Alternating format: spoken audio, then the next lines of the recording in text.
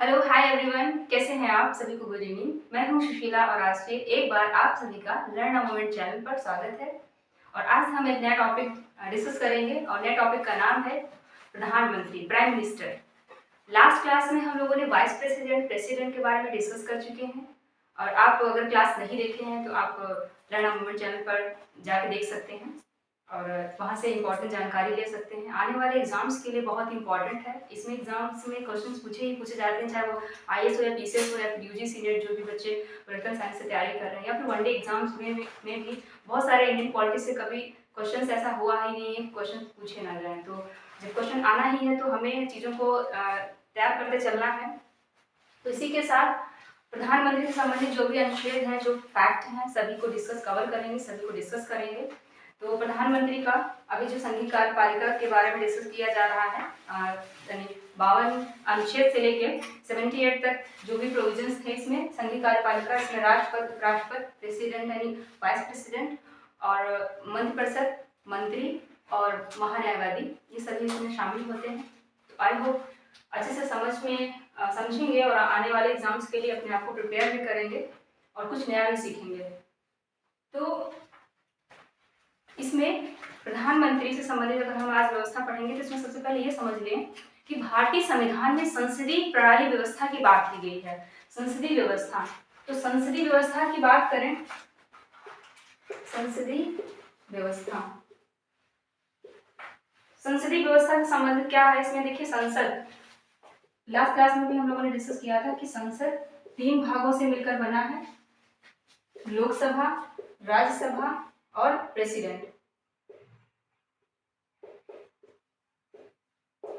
संसद 3 शब्दों से मिलकर, 3 भागों से मिलकर बना होता है, ठीक है, राज्यसभा, लोकसभा और प्रेसिडेंट, राष्ट्रपति। तो संसदीय व्यवस्था मतलब कि 2 सदन होते हैं, लोकसभा, राज्यसभा। लोकसभा जो होता है वो निम्न सदन कहलाता है और राज्यसभा जो होता है वो उच्च सदन कहलाता है, ठीक है, ये बात याद रखना है। तो भारतीय संविधान में संसदीय व्यवस्था प्रणाली बनाई गई है। आप सभी को पता है कि जो अपने वहाँ संसदीय व्यवस्था प्रणाली बनाई गई है वो ब्रिटिश संसद से लिया गया है। तो उसी से संबंधित कुछ ऐसे हैं प्रावधान जो इंडिया में, यानी जो भारतीय संविधान है उसमें शामिल किया गया है। उसमें कुछ डिफरेंट भी हैं, उसमें विभिन्नताएं भी हैं, तो वो भी देखेंगे। तो देखिए, संसदीय व्यवस्था में 2 तरीके की कार्यकारिणी होती है। इसमें बात करें तो एक नाम मात्र का कार्यकारी, नाम मात्र, और दूसरा होता है वास्तविक कार्यकारी, वास्तविक कार्यकारी। नाम मात्र कार्यकारी और वास्तविक कार्यकारी।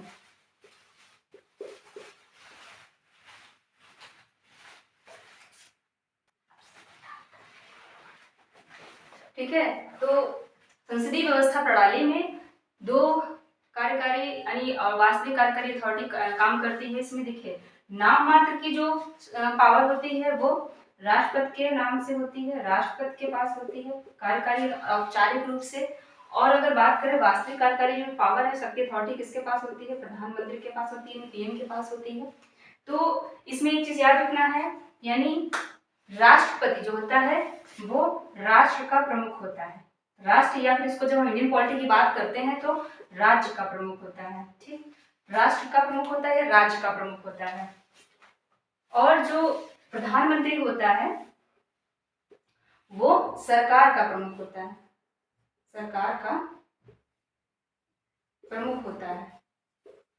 ये दोनों बातें याद रखना है, बहुत इंपॉर्टेंट है ये लाइन कि राष्ट्रपति नाम मात्र का कार्यकारी, वास्तविक कार्यकारी शक्ति प्रधानमंत्री के पास होती है, राष्ट्रपति राष्ट्र का प्रमुख होता है, राज्य का प्रमुख होता है, प्रधानमंत्री सरकार का प्रमुख होता है, यानी वो सरकार के जितने भी कार्य होते हैं वास्तविक रूप से सभी कार्य कौन करता है? प्रधानमंत्री करते हैं। लेकिन औपचारिक रूप से सभी जितने भी कार्य होते हैं वो सब राष्ट्रपति के नाम से किए जाते हैं। इसलिए जो है राष्ट्रपति के पास जो है ओनली क्या है? नाम मात्र की शक्ति है और प्रधानमंत्री के पास वास्तविक शक्ति। अब एक शब्द है यहाँ पे, वो भी याद रखना है, राष्ट्रपति की जो कार्यकारी जो नाम मात्र की शक्ति है यानी जो अथॉरिटी है उसको बोलते हैं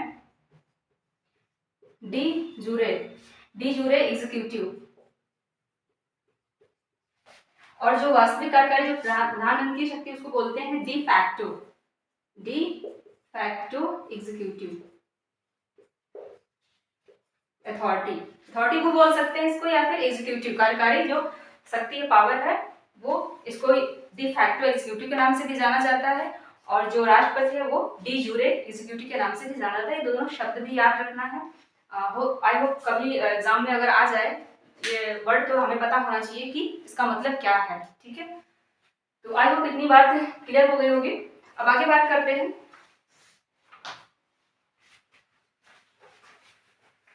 देखिए अनुच्छेद पे आते हैं।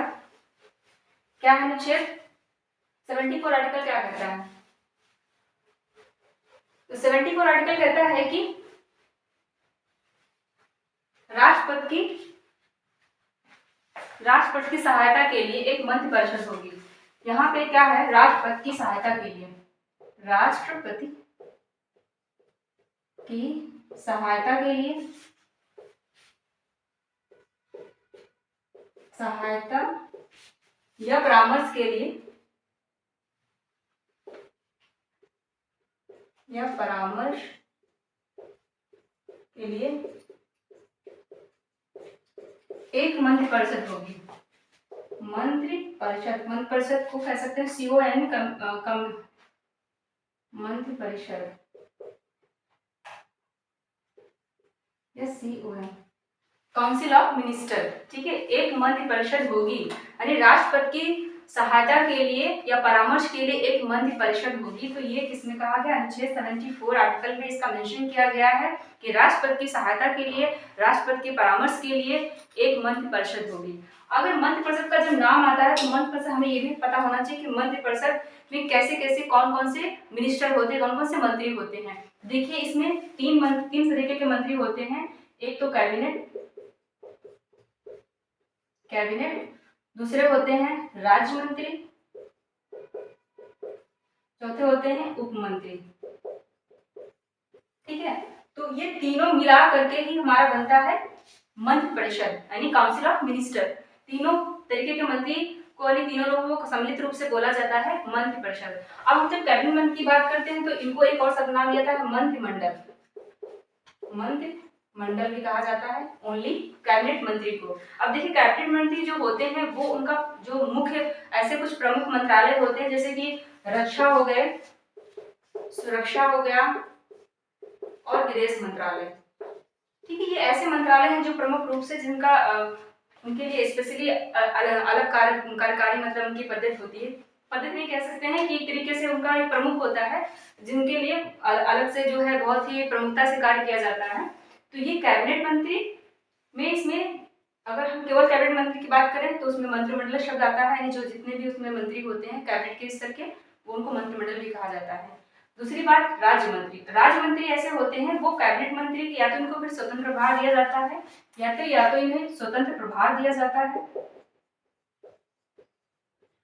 या फिर ये कैबिनेट मंत्री को हेल्प करते हैं, यानी कैबिनेट मंत्री से संबंधित जो भी कार्य होता है वो उनके कार्यों में ये हेल्प करते हैं। कौन? राज्य मंत्री। ठीक है, तो इनका एक तरीके से या तो इनको स्वतंत्र प्रभार दिया जाता है या फिर ये कैबिनेट मंत्री के संबंधित जो कार्य होते हैं उनको मतलब हेल्प करते हैं करने में।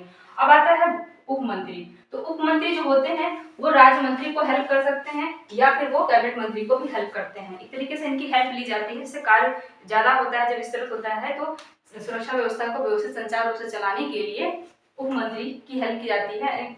उप मंत्री यानी जो होते हैं उनकी हेल्प ली जाती है, यानी वो राज्य मंत्री को भी हेल्प कर सकते हैं कार्य करने में शासन व्यवस्था में, या फिर कैबिनेट मंत्री को भी वो हेल्प कर सकते हैं। तो इस तरीके से मंत्रि परिषद जो है तीन तरीके के मंत्री होते हैं, कैबिनेट स्तर के मंत्री, राज्य स्तर के मंत्री और उप मंत्री। ठीक है, आई होप इतनी बात क्लियर हो गई। तो ये बनता है मंत्रि परिषद, काउंसिल ऑफ मिनिस्टर।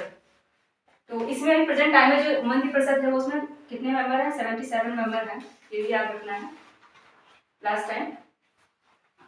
तो अब समझते हैं आर्टिकल 74 वन क्लॉज में क्या कहा गया है। 74 क्लॉज 1 में कहा गया है कि जो भी राष्ट्रपति कार्य करेंगे वो मंत्रि परिषद के सलाह से कार्य करेंगे, यानी जो भी एडवाइस करेंगे मंत्रि परिषद एडवाइस करेगी उसी के हिसाब से राष्ट्रपति कार्य करेंगे, यानी जो भी सलाह देंगे उसी के हिसाब से राष्ट्रपति कार्य करेंगे जो उनको सजेस्ट किया जाएगा।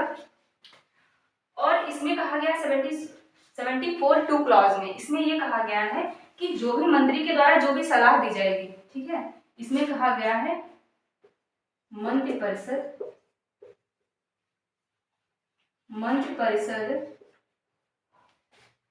राष्ट्रपति को, मंत्रिपरिषद जो सलाह देगी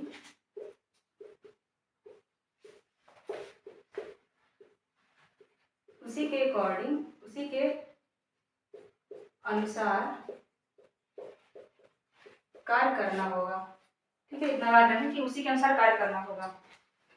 तो देखिए एक चीज यहाँ पे ऐड करना चाहेंगे, यहाँ पे 2 अनुच्छेद अमेंडमेंट है। 42वें संविधान संशोधन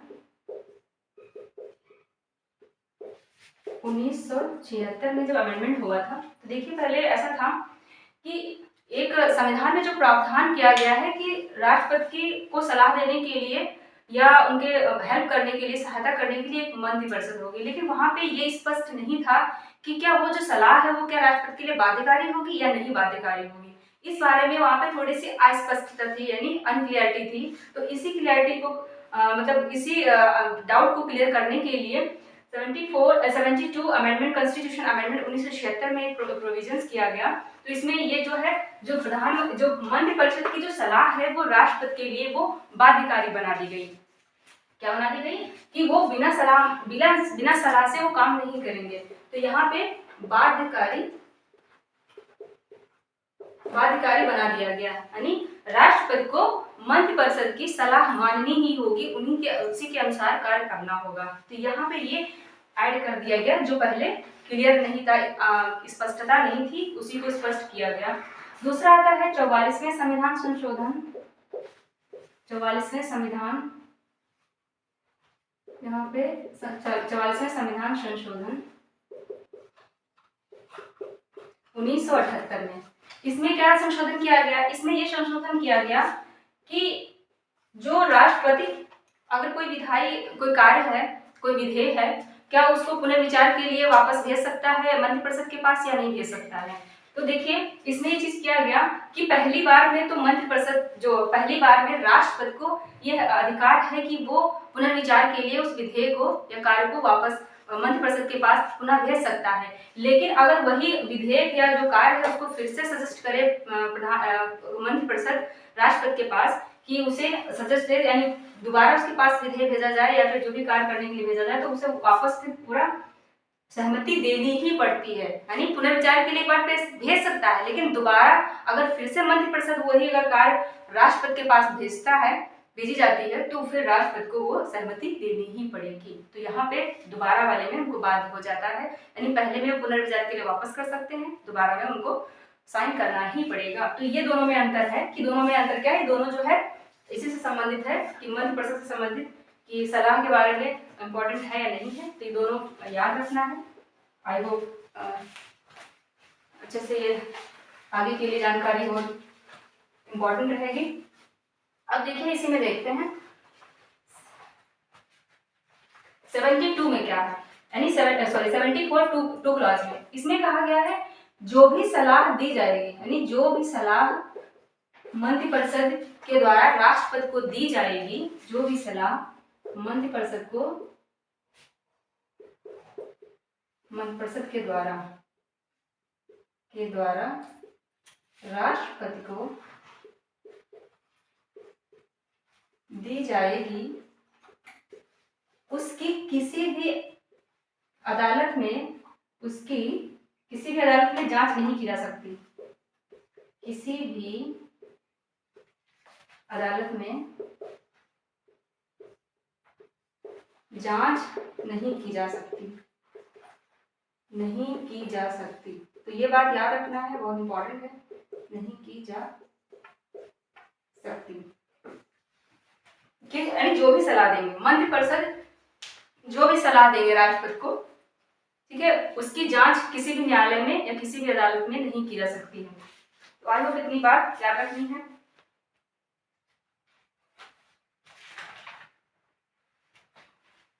ठीक है, 74(2) क्लॉज में कि जो भी मंत्रिपरिषद के द्वारा राष्ट्रपति को जो सलाह दी जाएगी, किसी भी न्यायालय में किसी भी अदालत में उसकी जांच नहीं की जा सकती। तो आगे बात करते हैं 74 में। देखिए 74 में बहुत सारे ऐसे हैं, इसमें देखो राष्ट्रपति की नियुक्ति के बारे में बात की गई है, ठीक है, कार्यकाल के बारे में बात की गई है, योग्यता के बारे में बात की गई है, वेतन भत्ते के बारे में बात की गई है, ठीक है। तो सारा कुछ इसी में है। नियुक्ति कैसे होगी, कार्यकाल कितना होगा, योग्यताएं क्या होंगी और वेतन भत्ते कितने होंगे, कौन डिसाइड करेगा, तो ये सब 75 आर्टिकल में है। तो देखिए सबसे पहले समझते हैं कि नियुक्ति कैसे होती है। तो जो राष्ट्रपति की नियुक्ति है, तो प्रधानमंत्री की जो नियुक्ति है वो किसके द्वारा होती है, राष्ट्रपति के द्वारा। नियुक्ति कौन करता है, राष्ट्रपति के द्वारा। देखिए एक बात समझ लेते हैं कि भारतीय संविधान में प्रधानमंत्री की नियुक्ति के बारे में कोई विशेष प्रावधान नहीं है, यानी नियुक्ति या फिर निर्वाचन के बारे में कोई विशेष प्रावधान नहीं किया गया है। आर्टिकल 75 केवल ये कहता है कि प्रधानमंत्री की नियुक्ति राष्ट्रपति के द्वारा की जाएगी, यानी प्रधानमंत्री की नियुक्ति राष्ट्रपति करेंगे। हालांकि इसका मतलब ये नहीं है कि राष्ट्रपति किसी भी व्यक्ति को प्रधानमंत्री नियुक्त कर देंगे। तो किस व्यक्ति को प्रधानमंत्री नियुक्त करेंगे, देखिए लोकसभा में जिस दल का बहुमत प्राप्त है, यानी जो दल बहुमत प्राप्त दल है उसी नेता को प्रधानमंत्री नियुक्त किया जाएगा। अगर किसी भी दल को स्पष्ट बहुमत नहीं मिला है, यानी त्रिशंकु की सरकार है, या त्रिशंकु का मतलब ये है, त्रिशंकु शब्द याद रखना है, त्रिशंकु शब्द कहाँ यूज किया जाता है, त्रिशंकु, जब किसी भी दल को स्पष्ट बहुमत ना मिले, यानी जब किसी भी दल को स्पष्ट बहुमत ना मिले तो उसको बोलते हैं त्रिशंकु। तो उस स्थिति में राष्ट्रपति जो करता है, यानी वो अपना स्वविवेक का प्रयोग कर सकता है, ठीक है। जब कोई भी दल स्पष्ट रूप से बहुमत प्राप्त ना कर पाए, यानी त्रिशंकु की स्थिति बन जाए, तो उस स्थिति में राष्ट्रपति अपना स्वविवेक यूज कर सकता है, प्रयोग कर सकता है। तो वो जो सबसे बड़ा दल है उसके नेता को प्रधानमंत्री नियुक्त कर सकता है, या फिर गठबंधन यानी कोलिएशन की जो गवर्नमेंट है, कई दल मिल करके आपस में जब गठबंधन बना लेते हैं तो उसके नेता को वो प्रधानमंत्री नियुक्त कर सकते हैं। लेकिन इसके लिए एक चीज याद रखना है कि उसे विदिन 1 मंथ के अंदर उसे किसी सदन यानी वो उसे सदन में लोकसभा में बहुमत सिद्ध करना होता है, ये उसकी कंडीशन है। तो इस मामले में क्या होता है कि पहले राष्ट्रपति, इस मामले में एक केस भी आया था,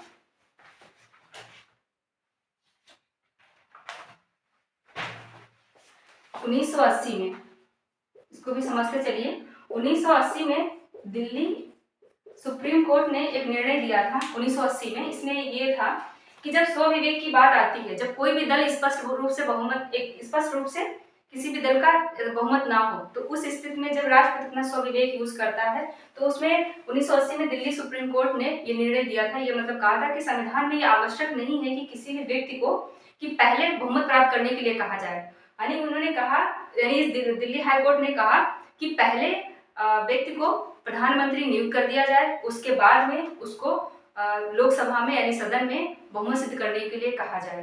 तो ये यहाँ से ऐसा भी होता है कि पहले यानी किसी भी दल का स्पष्ट बहुमत नहीं है तो फिर वो यानी बड़े दल जो भी है, गठबंधन की जो सरकार है, उस दल के नेता को प्रधानमंत्री को नियुक्त किया, यानी राष्ट्रपति के द्वारा प्रधानमंत्री नियुक्त किया जा सकता है, और उसको विदिन 1 मंथ के अंदर उसे सदन में यानी लोकसभा में अपना बहुमत सिद्ध करना होता है। तो ये बात याद रखनी है। आई होप इतनी बात क्लियर हो गई होगी।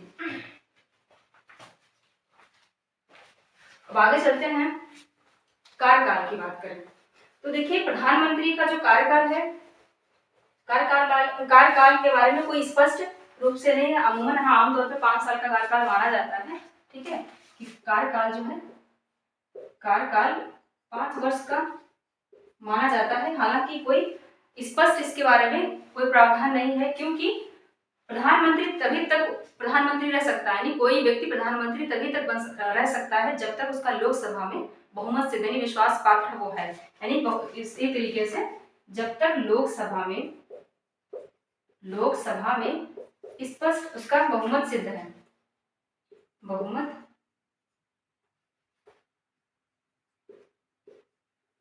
प्राप्त है, ठीक है, या विश्वास मत उसका प्राप्त है, तो लोकसभा में जब तक उस दल का बहुमत सिद्ध है, बहुमत प्राप्त है, मेजोरिटी प्राप्त है या फिर उसका विश्वास प्राप्त है, तभी तक जो है वो प्रधानमंत्री बना रह सकता है। अगर वो बहुमत सिद्ध नहीं कर पाता है या फिर वो जो है अपना विश्वास जो प्रस्ताव होता है पारित नहीं कर पाता है, पास नहीं कर पाता है, तो उस व्यक्ति को हटना पड़ता है, राष्ट्रपति उसको व्यक्ति को हटा देता है।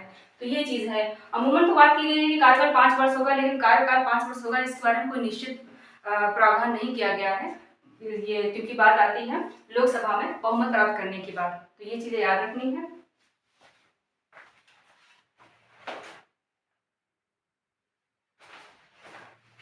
इसमें एक चीज और बात याद रखनी है कि जब हम बात कर रहे थे नियुक्ति की बात में कि किसी भी व्यक्ति को राष्ट्रपति के द्वारा नियुक्त किया जा सकता है, तो उस मामले में एक कंडीशन और होती है। मान लीजिए अचानक से कि प्रधानमंत्री की मृत्यु हो जाए, तो उस स्थिति में भी राष्ट्रपति को स्वविवेक प्रयोग करने का हक होता है। हालांकि अगर जो सत्ता दल है उस समय अगर वो सत्ता दल किसी नेता को नियुक्त कर चुन लेता है, तो फिर राष्ट्रपति के पास कोई ऑप्शन नहीं बचता है कि वो उस व्यक्ति को प्रधानमंत्री नियुक्त करे। तो ये चीज याद रखना है। तो यहाँ पे ये है कि तभी स्वविवेक को यूज कर सकता है, बशर्ते ही जो सत्ता दल जो उसमें पार्टी है कि वो किसी नेता को चुने ना उस समय। तो ये चीज याद रखनी है। अब आते हैं, देखिए इसी में योग्यताएं की बात करें तो देखिए प्रधानमंत्री की संविधान में कोई योग्यताओं की बात नहीं की गई है। प्रधानमंत्री के रूप में किसकी बात की गई है? संसद की सदस्यता के बारे में। क्योंकि प्रधानमंत्री बनने के लिए या मंत्रि परिषद का सदस्य होने के लिए, मंत्री बनने के लिए सबसे पहले आवश्यक क्या है कि वो पार्लियामेंट यानी निम्न सदन यानी लोकसभा का सदन या फिर उच्च सदन राज्यसभा का सदन होना चाहिए। अमूमन वैसे तो बात की जाती है कि लोकसभा का सदस्य होना चाहिए, क्योंकि लोकसभा के जो सदस्य हैं वो डायरेक्ट जनता के द्वारा चुने जाते हैं। ठीक है, तो इस वजह से जो है ऐसा प्रावधान है। लेकिन अगर प्रधानमंत्री की बात करें तो वो किसी भी सदन का सदस्य हो सकता है, राज्यसभा लोकसभा किसी भी का सदन हो सकता है प्रधानमंत्री बनने के लिए। लेकिन अगर वो किसी भी सदन का सदस्य नहीं है तो उसे जब मंत्री या फिर प्रधानमंत्री बनाया जाता है तो फिर उसको 6 माह के लिए वो रह सकता है बिना दोनों सदन का सदस्य रहते हुए, बट 6 मंथ के अंदर उसे किसी सदन की सदस्यता ग्रहण करनी होती है, यानी उसे सदस्यता लेनी पड़ेगी, तभी वो आगे कंटिन्यू मंत्री या प्रधानमंत्री बना रह सकता है। तो ये भी याद रखना है कि क्वेश्चन आ सकता है कि क्या जो व्यक्ति किसी भी सदन का सदस्य नहीं है, क्या उसे मंत्री बनने का अधिकार है, यानी उसे मंत्री बनाया जा सकता है या उसे प्रधानमंत्री बनाया जा सकता है? तो बिल्कुल बनाया जा सकता है। कितने समय के लिए? ओनली 6 माह के लिए, 6 माह के लिए बनाया जा सकता है, लेकिन इसी दौरान उसे किसी सदन की सदस्यता को ग्रहण करना पड़ेगा। तो ये कंडीशन है। आई होप इतनी बात क्लियर हो गई होगी। तो हम बात कर रहे थे योग्यता की। तो प्रधानमंत्री की योग्यता संविधान में अलग से कोई संविधान की में योग्यता की बात नहीं की गई है, यानी जो संसद के सदस्य की योग्यता है वही सदस्य की योग्यता चाहिए, यानी जो व्यक्ति संसद का सदस्य है तो वो व्यक्ति प्रधानमंत्री बनने के लिए योग्य होता है। तो इसमें वही है संसद की योग्यता कि भारत का नागरिक होना चाहिए। और देखिए चीज याद रखना है, लोकसभा और राज्यसभा, लोकसभा के सदस्य बनने के लिए मिनिमम 25 वर्ष की आयु होनी चाहिए और राज्यसभा का सदस्य बनने के लिए मिनिमम 30 वर्ष की आयु होनी चाहिए। यहाँ पे मैक्सिमम की बात नहीं की गई, ये भी याद रखना है। मिनिमम की बात की गई है कि मिनिमम आयु इतनी होनी चाहिए, लेकिन अधिकतम आयु की बात नहीं की गई है। तो ठीक है, इतनी बात। अब संसद सदस्य यानी संसद का सदस्य होने के लिए एक तो देश का नागरिक होना चाहिए, ठीक है, 25 वर्ष की आयु पूरी कर चुका हो, ठीक है, और दूसरा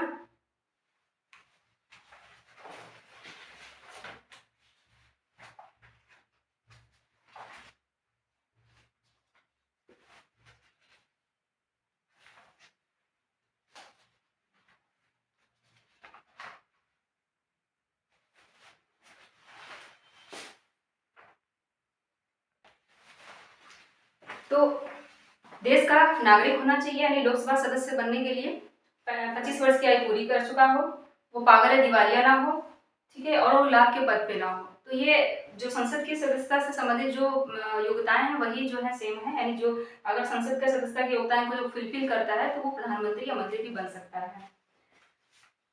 तो इतनी बात याद रखना है। देखो नियुक्ति के बारे में बात करें तो जैसे राष्ट्रपति के द्वारा प्रधानमंत्री की नियुक्ति की जाती है और बाकी अन्य मंत्रियों की नियुक्ति प्रधानमंत्री के द्वारा जिसको सिफारिश की जाती है उसी को मतलब मंत्रिपरिषद के लिए नियुक्त किया जाता है। ये भी याद रखना है कि अन्य मंत्रियों की नियुक्ति प्रधानमंत्री की सिफारिश पर राष्ट्रपति के द्वारा ही की जाती है। और कार्यकाल में बात करें तो मंत्री या प्रधानमंत्री जो है, अब देखो 75 क्लॉज 1, तो इसमें बात की गई है, इसमें नियुक्ति की बात की गई है जितने भी होगा। अगर 75 तो है, 75 में ये कहा गया है कि राष्ट्रपति की नियुक्ति प्रधानमंत्री की नियुक्ति राष्ट्रपति के द्वारा की जाएगी, लेकिन राष्ट्रपति के द्वारा नियुक्ति प्रधान के द्वारा नियुक्ति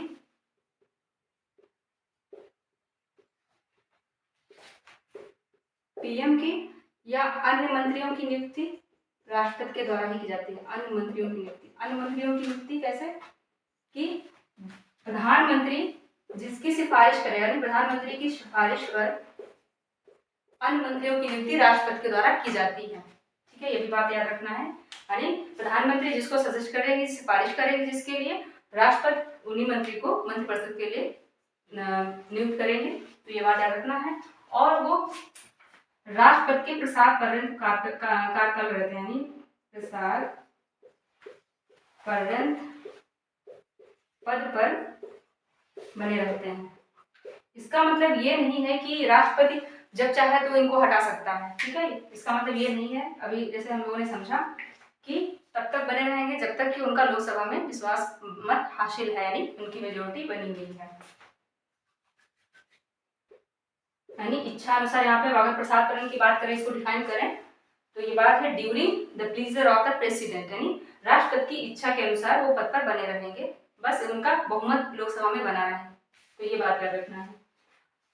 अब बात करते हैं 75(1)(a) क्लॉज में। इसमें क्या कहा गया है, तो इसमें ये कहा गया है कि लोकसभा की जितनी भी सीट हैं, यानी लोकसभा की जितनी भी सीट है, लोकसभा की संख्या का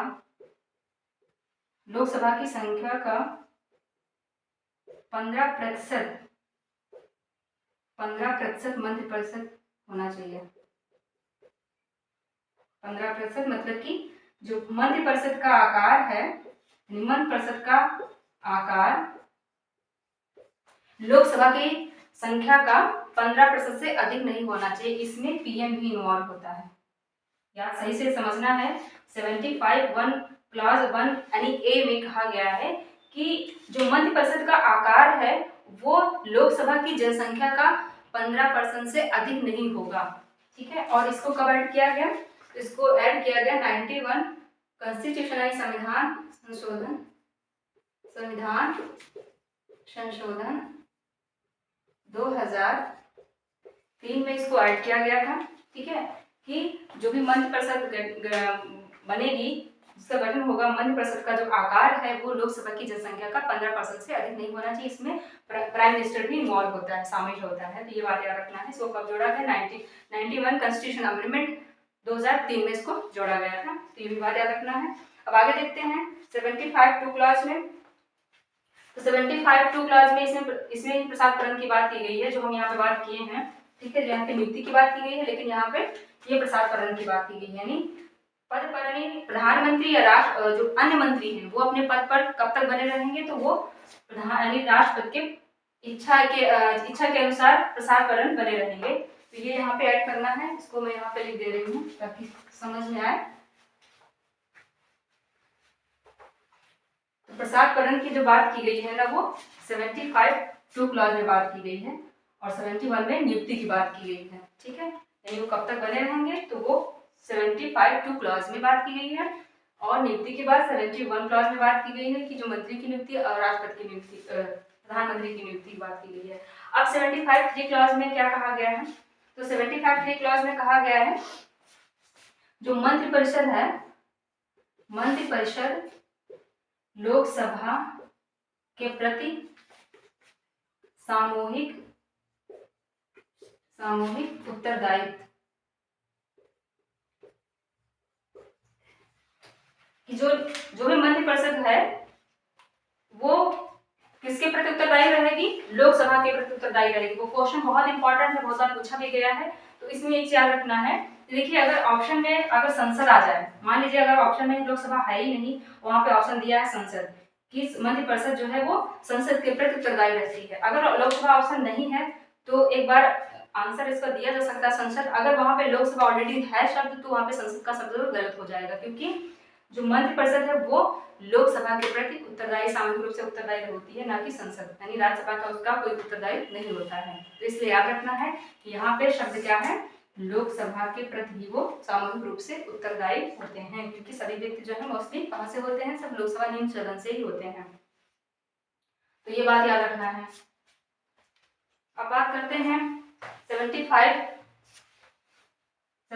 5 और 6 क्लास 75। देखिए मंत्रिपरिषद या प्रधानमंत्री का जो वेतन होता है ना, वो कौन डिसाइड करता है? संसद।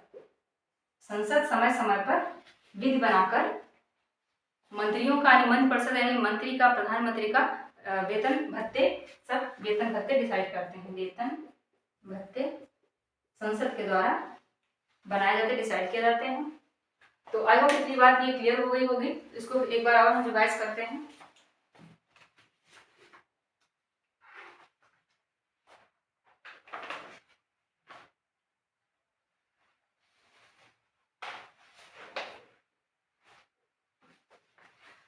तो हम लोगों ने क्या क्या पढ़ा उसको देख लेते हैं, फिर आगे की बात करेंगे। सबसे पहले हम लोगों ने पढ़ा कि 74 आर्टिकल में क्या है। तो 74 आर्टिकल में राष्ट्रपति की सहायता के लिए एक मंत्रिपरिषद होगी, ठीक है। और ये मंत्रिपरिषद में कौन कौन से मंत्री आते हैं? कैबिनेट मंत्री आते हैं, राज्य मंत्री आते हैं, उप मंत्री आते हैं। तो 3 तरह के मंत्री होते हैं। कैबिनेट मंत्री, COM है, काउंसिल ऑफ मिनिस्टर। तो ये बात रखनी है, किसमें इसका मेंशन किया गया है? 74 आर्टिकल में मेंशन किया गया है। आगे बात करें 74(1) में इसमें क्या कहा गया है कि इसमें जो भी मंत्रिपरिषद सलाह देगी राष्ट्रपति को, उसी के अकॉर्डिंग कार्य करना होगा, यानी वो अपनी मर्जी से कुछ नहीं कर सकता है। वो जो भी कार्य करेगा वो मंत्रिपरिषद की सलाह से कार्य करेगा, और जो भी सलाह दी जाएगी मंत्रिपरिषद के, वो उसी के अकॉर्डिंग से कार्य को निष्पादित करना होगा, कार्य को करना होगा। तो ये बात याद रखना है। अब 74(2) क्लॉज में क्या कहा गया है कि जो भी सलाह देंगे, यानी मंत्रिपरिषद राष्ट्रपति को जो सलाह देंगे, वो सलाह को किसी भी न्यायालय में उस सलाह की जांच नहीं की जा सकती है। वो 74(2) क्लॉज में इसका मेंशन किया गया है।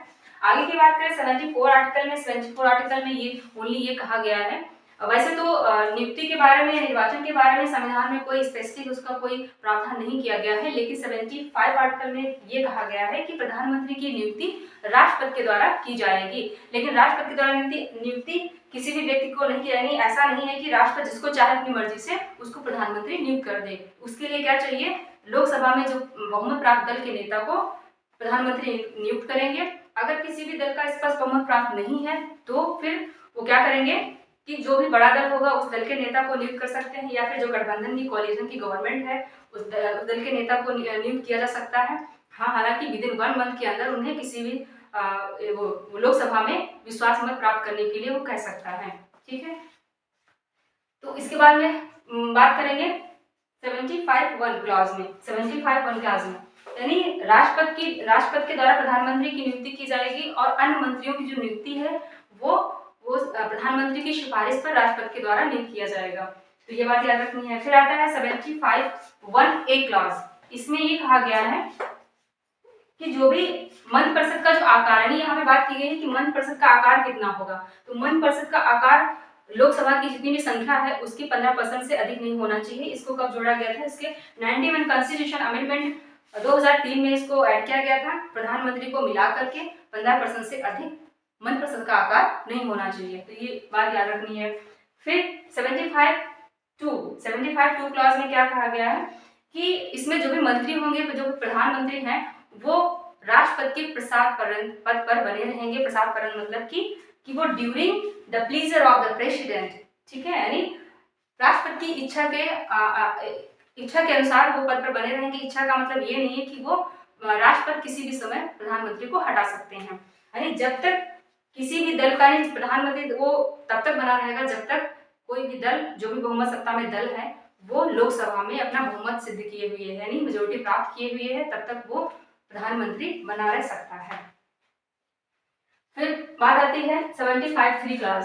तो 75(3) क्लास में बात की गई है कि जो मंत्रिपरिषद है वो लोकसभा के प्रति सामूहिक रूप से उत्तरदायी होती है। यहाँ पे याद रखना है कि सामूहिक रूप से उत्तरदायी किसके प्रति रहेंगे? लोकसभा के प्रति रहेंगे, संसद की बात नहीं है। संसद यानी राज्यसभा के प्रति नहीं रहता उत्तरदायी, तो यहाँ पे लोकसभा को हमेशा ध्यान देना है।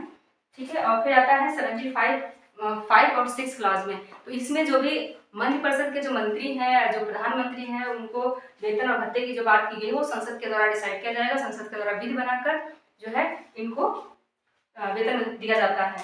तो ये बात याद रखना है, जो भी मंत्री को, प्रधानमंत्री को जो वेतन दिया जाता है वो प्रधानमंत्री का कोई अलग से वेतन नहीं है, यानी जो संसद की जो सदस्यता है, जो सदस्य को वेतन दिया जाता है वही इनको सदस्य के रूप में वेतन प्राप्त होता है। तो आई होप इतनी बात क्लियर हो गई होगी। आगे क्या हम पढ़ेंगे, प्रधानमंत्री के जो उनके कार्य हैं, जो उनके दायित्व हैं, शक्तियां हैं, उनके क्या क्या नेतृत्व होते हैं, तो उनको हम आगे डिफाइन करेंगे।